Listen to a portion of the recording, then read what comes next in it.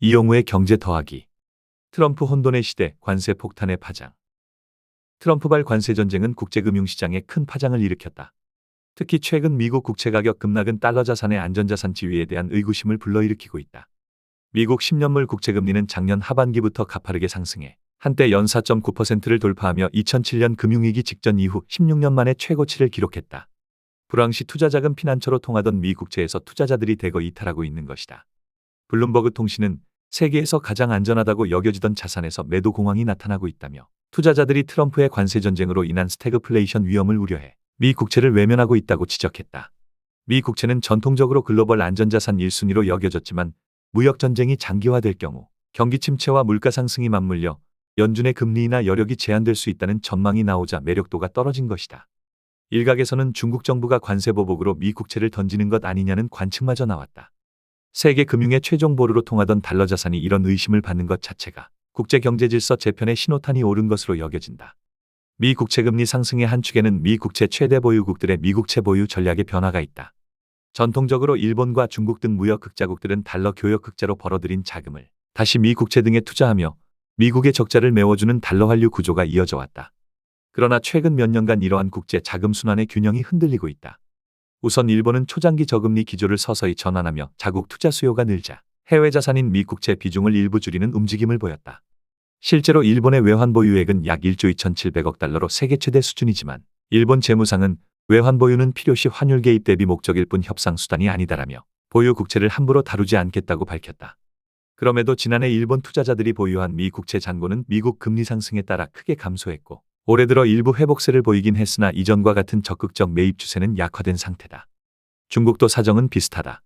미중 무역 갈등과 탈달러화 기조 속에서 중국의 미국 국채 보유액은 한때 1조 3천억 달러를 넘었으나 현재 8천억 달러 수준까지 줄었다. 달러 패권에 도전하는 중국으로서는 미 국채 투자를 축소하는 한편 위안화 국제화 등 대안을 모색하고 있다. 유럽 국가들도 미 국채에 대한 태도가 미묘하게 변하고 있다. 유럽연합은 트럼프 행정부의 일방적 관세 부과에 반발하면서 WTO 제소 등 다자주의적 대응을 고려하고 있으며 필요한 경우 미국산 제품의 상응 관세로 응수할 준비를 갖추고 있다. 다만 EU의 경우 미국 국채를 무기화하는 극단책보다는 외교 채널과 협상을 통한 해결에 무게를 두는 분위기다. 그럼에도 불구하고 이번 미국 채권 시장 불안은 해외 중앙은행과 투자자들의 수요 약화가 복합적으로 작용한 결과로 보인다. 미국으로서는 외국 자본의 원활한 유입이 예전 같지 않은 지금 국채 시장 안정과 달러 신뢰를 지키기 위한 섬세한 관리가 절실한 상황인 것이다. 트럼프 대통령의 관세 공세에 대해 중국과 EU 등 주요 교역 상대국도 다양한 대응책을 준비하고 있다. 우선 중국은 이미 미국산 상품에 보복 관세를 부과하는 등 맞불을 놓고 있으며 필요시 미 국채 보유를 무기화하는 극단적 옵션도 배제하지 않을 것이라는 관측이 나온다. 앞서 언급했듯 중국은 여전히 막대한 규모의 미국 채권을 보유하고 있어 이를 시장에 일시에 매도할 경우 미국 금융시장에 충격을 줄 수 있다. 실제로 중국 정부가 관세 보복으로 미 국채를 덤핑하는 것 아니냐는 추측이 미국 채권 시장에 나돌았고 트럼프 행정부도 이를 의식하지 않을 수 없다. 다만 중국 입장에서도 미 국채 매각은 자신들의 자산가치 하락을 초래할 수 있는 양날의 칼이므로 섣불리 사용하기보다는 협상 지렛대로 간접 거론할 가능성이 크다.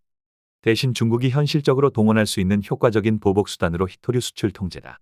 중국은 전 세계 희토류 생산의 70%가량을 담당하고 정제 능력은 90%에 달하는 절대 우위가 있다. 2010년 일본과의 분쟁 때도 중국은 희토류 수출을 막아 상대를 압박한 전례가 있다.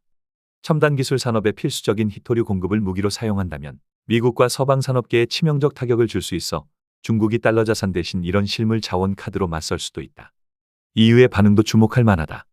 유럽연합은 트럼프 대통령의 일방주의 관세에 강한 유감을 표명하면서 WTO 제소와 유럽산에 대한 미국 관세 철회 압박 등 외교적 대응을 우선하고 있다. 그러나 사태가 악화될 경우 EU 역시 맞대응 관세 부과나 미국산 제품 보이콧 등 단호한 조치를 취할 가능성도 있다. 유럽은 미국과 동맹이지만 무역 이슈에서는 자국 이익을 지키기 위해 중국 등과 공조할 모습을 보이기도 했다. EU는 기본적으로 현 국제 통화 질서 안정을 중시하기 때문에 달러나 미국 자산을 흔드는 데 신중할 것이지만 트럼프의 관세 폭탄으로 미국을 믿을 수 없다며 EU 자체적으로 군사력을 포함한 협력을 강화하고 있다. 결국 중국과 EU 모두 정면 충돌보다는 선택적 대응을 통해 미국의 관세 공세에 맞서되 동시에 미국의 약한 고리를 지렛대로 활용하는 전략을 취할 것이다. 이는 미국으로 하여금 관세 압박의 한계를 깨닫게 함과 동시에 향후 협상에서 유리한 고지를 점하려는 의도다. 트럼프 대통령의 관세 위협은 분명 강력해 보이지만 그 한계 역시 분명해지고 있다. 무엇보다 상대국들이 미국의 약점을 간파하고 있어 트럼프의 블러핑에 쉽게 굴복하지 않을 것으로 보인다. 미국의 가장 큰 취약점은 막대한 대외부채와 재정 무역 적자다. 미국은 달러 패권을 유지하는 대가로 거대한 적자를 감수해왔고, 이는 타국의 금융적 영향력을 행사하는 동시에 약점으로 노출되는 양면성이 있다. 중국을 비롯한 상대국들은 미국 경제의 이러한 구조적 취약성을 인지하고 있기 때문에 트럼프가 관세를 치켜들고 벼랑 끝 전술을 구사하더라도 섣불리 양보하지 않고 맞대응할 것으로 보인다. 트럼프가 상호 관세를 부과한 후 시장 흐름이 이것을 보여준다. 트럼프가 관세를 90일 유예한 이유는 S&P와 나스닥 등 주가 급락도 있지만 미 국채금리의 급등이다. 미 국채금리의 급등은 일부 외국의 국채 보유국이 달러를 안전자산으로 신뢰하지 않는다는 신호임과 동시에 미국 유권자들의 일상생활에 부정적 영향을 주는 시그널이다. 즉 부동산 모기지 등 기준금리의 상승을 동반하여 소비를 위축시키고 유권자가 가장 싫어하는 인플레를 가속화시킨다. 바이든의 민주당이 트럼프에게 진 이유 중 가장 큰 것이 좋은 경제 지표에도 불구하고 인플레로 인해 유권자가 등을 돌린 것이다.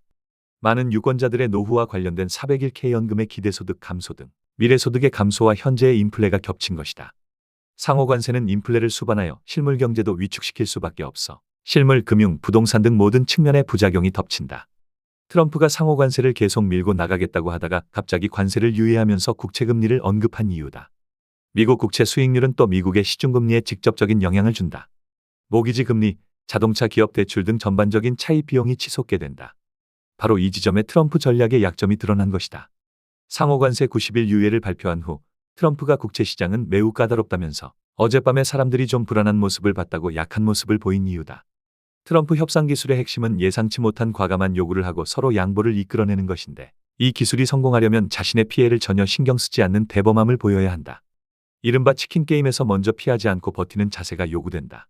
문제는 트럼프가 자신의 약점을 스스로 노출했다는 점이다. 이 약점을 더 커지게 한 배경은 미국이 세계 경제에 차지하는 위상이 저하되고 있다는 점과 세계의 가치 사슬에서 중국을 단번에 뺄 수 없다는 점이다. 트럼프 관세 공세의 주요 표적인 중국은 과거에 비해 대미 무역 의존도가 상당히 낮아졌다.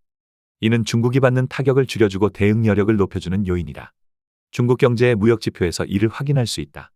첫째, 수출 의존도.